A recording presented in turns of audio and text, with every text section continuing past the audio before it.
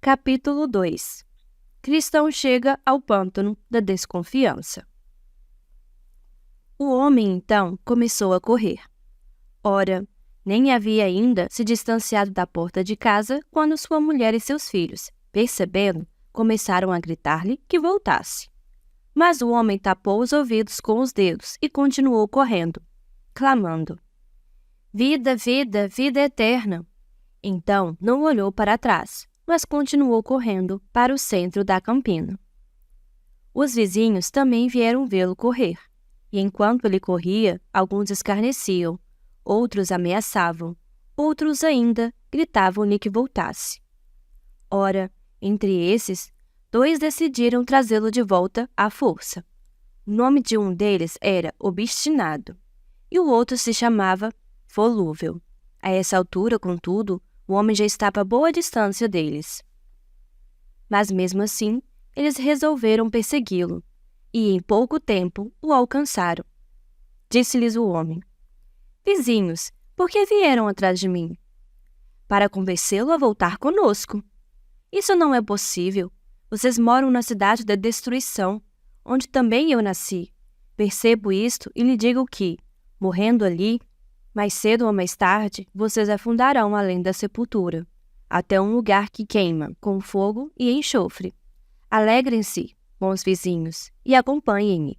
"O quê?" disse o Obstinado. "Deixe nossos amigos e nosso conforto para trás?" "Isso mesmo", disse Cristão, pois era esse o seu nome. "Porque tudo isso que vocês abandonaram não é digno de se comparar nem com o mínimo daquilo que busco desfrutar. Se vocês vierem comigo e o alcançarem, desfrutarão também, assim como eu, pois lá para onde vou, há bastante e de sobra. Venham e comprovem as minhas palavras." "Obstinado, que coisas são essas que você procura e pelas quais abandona o mundo todo?" Cristão: "Busco uma herança que jamais poderá perecer, macular-se ou perder o seu valor. E ela está guardada no céu, em segurança, para ser distribuída no tempo devido àqueles que a perseguirem com zelo. Leiam, se quiserem, no meu livro." Obstinado: "Dane-se o seu livro. Vai voltar conosco ou não?" Cristão: "Não, não vou, pois já pus a mão no arado." Obstinado: "Não adianta, meu vizinho volúvel. Retornemos para casa sem ele. Há uma multidão desses tolos alucinados, e quando se convencem de uma fantasia, ficam mais sábios aos próprios olhos do que 7 homens que sabem expor a razão." Volúvel: "Não o insulte. Se o bom cristão diz que é verdade, as coisas que ele procura são melhores do que as nossas. Meu coração se inclina a acompanhar o meu vizinho." Obstinado: "O quê? Há mais tolos, então? Ouça-me e volte. Quem é que sabe aonde um homem tão mentalmente doente poderá levá-lo? Volte, volte e seja sábio." Cristão: "Acompanhe-me, vizinho volúvel. Além do que já lhe falei, há muito mais glórias a alcançar. Se não crê em mim, leia então este livro, e pela verdade do que está expresso aqui, veja que tudo está confirmado pelo sangue de seu autor." Volúvel: "Ora, vizinho obstinado, estou prestes a tomar uma decisão. Pretendo seguir com este homem e arriscar com ele a minha sorte. Mas, bom companheiro, você acaso sabe o caminho até esse lugar almejado?" Cristão: "Sou guiado por um homem chamado Evangelista. Ele nos conduzirá até uma pequena porta que está diante de nós. Lá receberemos instruções acerca do caminho." Volúvel: "Vamos então, bom vizinho, partamos agora." E partiram os 2. Obstinado: "Quanto a mim, voltarei para casa. Não servirei de companhia para homens fantasiosos e perdidos." Ora, vi então em meu sonho que, depois que o Obstinado se foi, Cristão e Volúvel cruzaram a campina, e assim foram conversando. Cristão: "Então, vizinho volúvel, como tem passado? Fico feliz por você ter se convencido a vir comigo. Se o próprio Obstinado sentisse o que senti, diante dos poderes e terrores daquilo que ainda não se vê, ele não teria nos virado as costas assim tão levianamente." Volúvel: "Como aqui não há ninguém além de nós, vizinho cristão? Diga-me que coisas são essas e como desfrutá-las no lugar para onde vamos." Cristão. Posso melhor concebê-las com a mente do que expressá-las com palavras. Mas como assim mesmo você deseja saber? Vou lê-las em meu livro. Volúvel. E você crê que as palavras do seu livro são absolutamente verdadeiras? Cristão.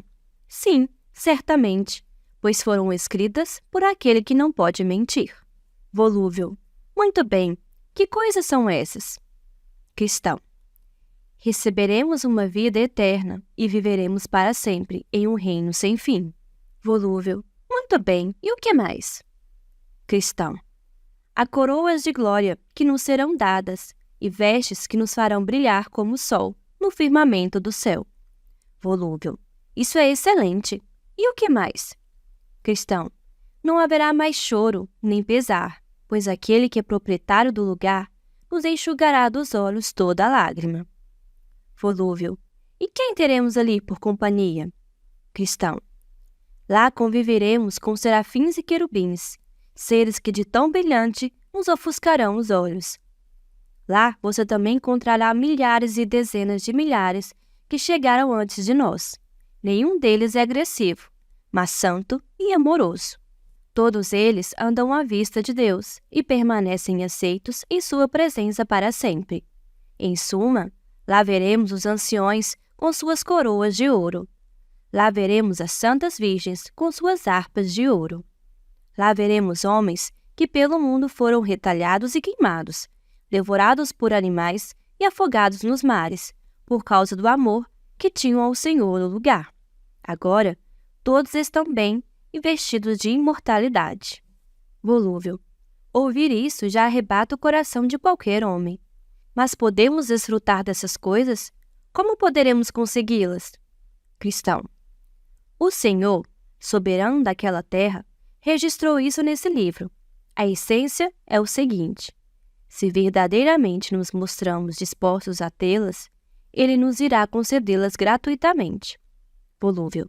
Ora, meu bom companheiro, estou contente por ouvir essas coisas. Vamos, apressemos o passo.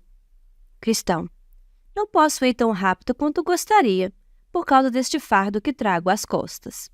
Então vi em meu sonho que, assim que encerraram essa conversa, aproximaram-se de um pântano muito lamacento que havia no meio da campina.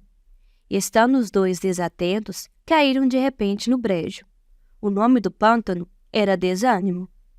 Ali, portanto, viram-se atolados por algum tempo, ficando repugnantemente enlameados. Cristão, por causa do fardo que trazia às costas, começou a afundar no lodo. Volúvel. Ei, vizinho cristão, onde você está? Cristão. Na verdade, não sei dizer. Diante disso, Volúvel ofendeu-se e, irritado, disse ao companheiro: Essa é a felicidade de que você vinha me falando? Se logo na partida já estamos nos retardando tanto, que podemos esperar daqui até o final da jornada? E se eu escapar com vida, você pode ficar com a minha parte dessa terra magnífica. E, dizendo isto, em um esforço desesperado, saiu do lamaçal, mas na margem do pântano mais próxima de sua casa, e lá se foi. Cristão nunca mais o viu. Restou a Cristão, portanto, atolar-se sozinho no pântano no desânimo. Mas assim mesmo se esforçava por alcançar a margem do pântano mais distante de sua casa, e mais perto da porta estreita. Ele de fato chegou lá, mas não conseguia sair por causa do fardo que trazia às costas. Mas vi em meu sonho que dele se aproximou um homem, cujo nome era Auxílio, que lhe perguntou o que fazia ali. Cristão. Senhor, recebi ordens de um homem chamado Evangelista, de seguir por esse caminho. Ele também me orientou a alcançar aquela porta distante, para que eu possa escapar da ira vindoura, e para lá seguia quando caí aqui. Auxílio. Mas por que você não procurou as pegadas? Cristão. O medo que me acompanhava era tão forte que fugi pelo caminho mais próximo e caí. Auxílio. Então, dê-me a sua mão.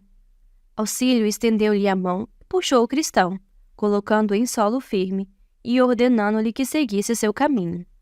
Este então se aproximou daquele que o tirou do pântano e disse: Senhor, se este é o caminho da cidade da destruição até a porta distante, por que o terreno está tão aplanado para que os pobres viajantes sigam para lá com mais segurança? Ele respondeu: este pântano lamacento é um lugar que não pode ser aterrado. É a depressão para a qual correm continuamente a escória e a imundície que acompanham a condenação do pecado. Por isso, chama-se pântano do desânimo. À medida que o pecador desperta-se para sua perdição, surgem em sua alma muitos medos, dúvidas e desanimadoras preocupações, e todas se reúnem e se acomodam nesse lugar. Essa é a razão da má qualidade deste terreno. O rei não se agrada de que este lugar permaneça assim tão ruim, prosseguiu. Seus operários, sob ordem dos inspetores de sua majestade, também vêm trabalhando ao longo desses 1.600 anos neste terreno, para quem sabe, aplaná-lo. Sim, o segundo sei. Aqui já afundaram pelo menos 20.000 cargas de carroçóis, e ainda milhares e milhares de saudáveis ensinamentos que foram trazidos em todas as estações, de todos os lugares, dos domínios do rei. Os que sabem contar dizem que esses são os melhores materiais para aterrar o lugar. Se fossem assim, já poderia ter sido aterrado, mas continua ainda o pântano do desânimo, e assim continuará, até quando já tiverem feito o que podem fazer. É verdade que há, por ordem do legislador, certas pegadas boas e essenciais, espalhadas mesmo aí no meio desse pântano, continuou. Mas quando esse lugar vomita sua imundície, como faz quando muda o tempo, dificilmente se veem as pegadas. Mesmo quando estão visíveis, os homens, por causa da tontura que sentem, passam direto, e apesar das pegadas estarem ali, acabam atolados na lama. Mas o solo é bom, quando eles, afinal, alcançam a porta. Depois, vi em meu sonho que, a essa altura, Volúvel chegava à sua casa. Então seus vizinhos vieram vê-lo, e alguns deles os chamaram sábio por ter voltado, e outros o chamaram tolo por arriscar-se ao lado de Cristão. Outros até zombaram de sua covardia, dizendo: certamente, depois de iniciada a aventura, eu não seria vil a ponto de desistir diante de poucas dificuldades.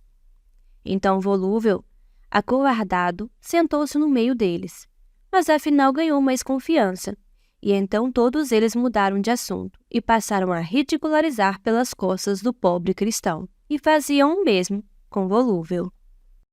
Muito obrigada por ouvir, Sara. Gostaria de adquirir o livro físico? Deixei o link da Amazon na descrição do vídeo. Se inscreva e ative as notificações para acompanhar os próximos capítulos. Deixe o seu like e comente. Qual livro você gostaria de ouvir?